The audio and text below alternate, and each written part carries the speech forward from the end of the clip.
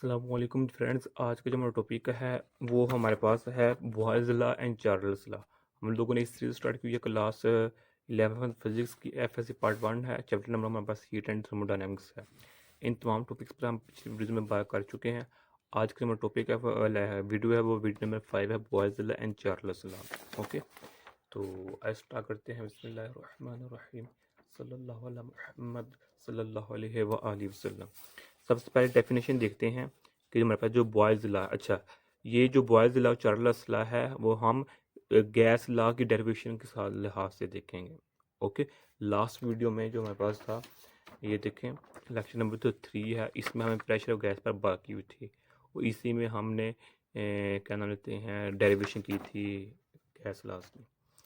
तो boys law क्या कहता है? It state that the volume of a fixed mass of gas inversely proportional to the pressure applied to it if the temperature is kept constant. यानी अगर एक हमारे पास system है, उस सिस्टम का टेम्परेचर कांस्टेंट है, तब हमारे पास प्रेशर और वॉल्यूम एक दूसरे के इनवर्सली प्रोपोर्शनल होंगे। प्रोडक्ट या फिर इसकी सेकंड डेफिनेशन क्या है? Product of pressure and volume of fixed mass of gas is constant if temperature is को केप्ट कांस्टेंट। यानी कि जो हमारे पास प्रेशर और वॉल्यूम का जो प्रोडक्ट होता है वो हमेशा कांस्टेंट होता है। अब इसको हम नेक्स्ट देखते हैं। अच्छा, यहाँ देखें कि जो हमारे पास बताया गया है कि अगर हमारे पास टेम्परेचर कांस्टेंट है तब हमारे पास अगर हमारे पास क्या है टेम्परेचर, सपोज करें ये हमारे पास क्या सिस्टम है, इस सिस्टम के अंदर गैस पार्टिकल्स हैं। अगर टेम्परेचर हमारे पास कांस्टेंट है तब जब प्रेशर और वॉल्यूम एक दूसरे के इनवर्सली प्रोपोर्शनल होंगे, यानी कि जैसे जैसे हम गैस जो हमारे पास होगा प्रेशर इंक्रीज करते जाएंगे, इस पर इसका जो वॉल्यूम होगा वो डिक्रीज होता जाएगा। ओके, जैसे जैसे हम प्रेशर कम करते जाएंगे वॉल्यूम इंक्रीज करता जाएगा। ये हमारे पास बॉयज़ लॉ है होता है। जो सेकंड डेफिनेशन बताई गई है इसमें क्या है कि जो हमारे पास अगर इसको मैं ऐसे करूँ, इधर मैं कॉन्स्टेंट लगाऊंगा 1/v, तो ये इधर आ जाएगा, तो ये हमारे पास कॉन्स्टेंट आ जाए P V is equal to constant. ये है हमारे पास बॉयज़ लॉ। ओके, अब चूंकि हम derivation of kinetic through gases के लिहाज से देख रहे हैं इसको, तो इसमें देखें डेरिवेशन ऑफ काइनेटिक के लिहाज से हमने ये फार्मूला ड्राइव किया हुआ है। ये फार्मूला हमने लेक्चर वीडियो नंबर 3 में प्रेशर ऑफ गैस में ड्राइव किया हुआ है। 2/3 एन ओवर एन हमारे पास नंबर ऑफ गैस मालिक्यूल्स होते हैं, वॉल्यूम होता है, ये हमारे पास काइनेटिक एनर्जी होती है। तो यहाँ से हम वी इधर ले जाएंगे तो ये पी वी बन जाएगा। और अब हम देखें 2/3 ये कांस्टेंट है, एन हमारे पास number of molecules in a system वो भी कांस्टेंट रहते हैं। तो ये हमारे पास काइनेटिक एनर्जी ये भी क्या रहती है? कांस्टेंट रहती है। क्यों? क्योंकि अगर टेम्परेचर कांस्टेंट है तो काइनेटिक एनर्जी कांस्टेंट है। ये याद रखिएगा कि जो टेम्परेचर होता है वो is directly proportional to kinetic energy होता है। अगर टेम्परेचर कम हो तो काइनेटिक एनर्जी कम होगा, अगर टेम्परेचर ज़्यादा होगा तो काइनेटिक एनर्जी ज़्यादा होगी।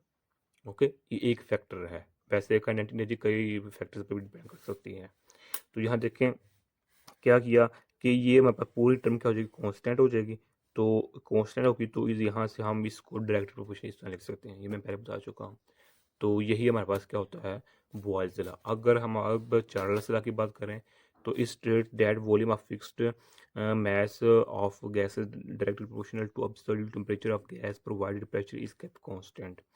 यानी कि अगर हमारे पास अब क्या हो कांस्टेंट, अगर हमारे पास अब प्रेशर कांस्टेंट हो, क्या प्रेशर कांस्टेंट हो, तो तब हमारे पास जो हमारे पास होता है temperature is directly proportional volume या volume is directly proportional to temperature. ये हमारे पास होता है वॉल्यूम ऑफ फिक्स्ड मैस। यानी कि हमारे पास जो एक सिस्टम है, फिक्स्ड मैस का मतलब क्या है कि इस एक सिस्टम है, इस सिस्टम में जो मौजूद पार्टिकल्स हैं, नंबर ऑफ पार्टिकल्स हैं वो सेम है। ओके, तो ये इसमें मौजूद में जो मेरे पास में वॉल्यूम है इसका वो डायरेक्टली प्रोपोर्शनल टू किसके है? टेम्परेचर के। तो आप देखिए वही फार्मूला है। तो अब हम क्या करेंगे? वी को इधर ले आएंगे, पी को इधर ले आएंगे, तो एन हमारे पास क्या होता है? एन, ये 2/3 तो कांस्टेंट ही रहता है, तो एन भी कांस्टेंट रहता है, तो पी इधर हमने खुद कांस्टेंट रख दिया है, तो ये पहले भी कांस्टेंट है। सॉरी, ये अब क्या होगा? वॉल्यूम और काइनेटिक एनर्जी एक दूसरे के क्या होगा? डायरेक्ट प्रोपोर्शनल हो जाएंगे।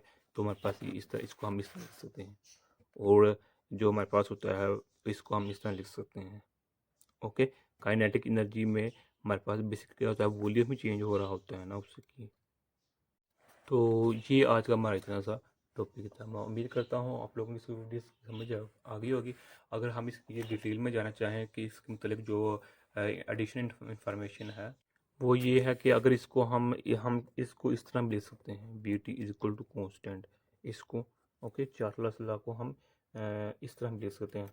अब अगर हम बात करें कि जो हमारे पास चार्ल्स लॉ था, ये चार्ल्स लॉ, इसकी इक्वेशन को हम कई तरह से लिख सकते हैं, यानी कि V one T one is equal to V two T two, ये भी इक्वेशन है चार्ल्स लॉ की, जब भी हमारे पास दो सिस्टम मौजूद होते हैं।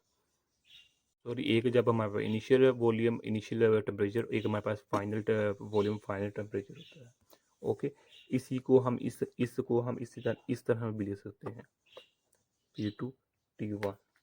इधर हमारे पास क्या होता है, इधर हमारे पास जो प्रेशर होता है वो हमारे पास कांस्टेंट होता है। इस पर सबसे पहले जो पहले काम किया था वो, और 1780 में 1780 में किया गया था।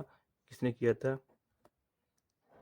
जैक्वस, ये क्यों है, जैक्वस चार्लस ने किया था। ओके, पर इसमें जो इम्प्रूवमेंट की गई थी जो इसमें, वो फिर 1802 में की गई थी, जो की थी गे लुसाक ने की थी। ओके, अगर अब हम बात करें जो मेरे पास बॉयज़ लॉ है, तो बॉयज़ लॉ पर 1662 में 1662 में इस पर काम किया गया था, और ये इस काम किया था रॉबर्ट ई बॉयल ने इस पर काम किया था।